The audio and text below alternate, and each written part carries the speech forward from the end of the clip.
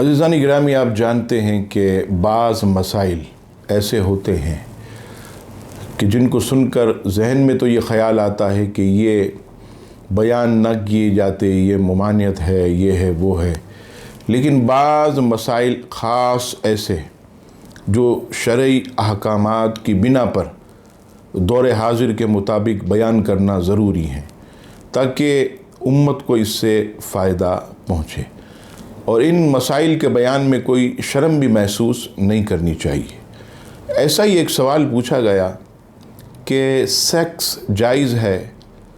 Sex سے مراد مرد یا عورت کا ایک دوسرے کے اعضائے مخصوصہ کو منہ میں ڈالنا۔ تو یہاں پر اگر شوہر مجبور کرے اپنی بیوی کو کہ میری شرمگاہ تم اپنے منہ میں داخل کرو، تو ایسی صورت میں جو ہے عورت کیا کرے گی؟ یاد رکھیے گا کہ سیکس مرد یا عورت کا ایک دوسرے کے اعضائے مخصوصہ کو منہ میں ڈالنا ناجائز و گناہ ہے۔ یہ گند اور بے حیائی والا کام ہے جس سے سلیم الفطرت شخص کی طبیعت اس چیز کو گوارا نہیں کرتی۔ قرآن مجید فرقان حمید کی آیات سے بھی اس کی ممانعت ہے۔ نیز اس کام میں شرمگاہ سے نکلنے والی نجاست یہ منہ میں جانے کا قوی امکان ہے۔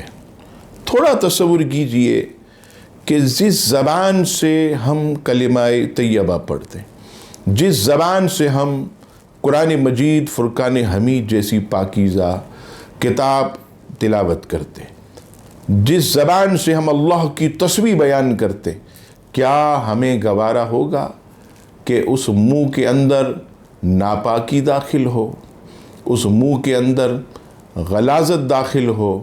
تو یاد رکھیے گا کہ مخلوق کی اطاعت میں اللہ کی نافرمانی یہ جائز نہیں۔ چنانچہ مفتیان اسلام، میں تو بہت چھوٹا آدمی طالب علم، مفتیان اسلام ان کا متفق کا یہ فتویٰ کہ ایسا کرنا یہ ناجائز و گناہ ہے، اس سے بچنا چاہیے۔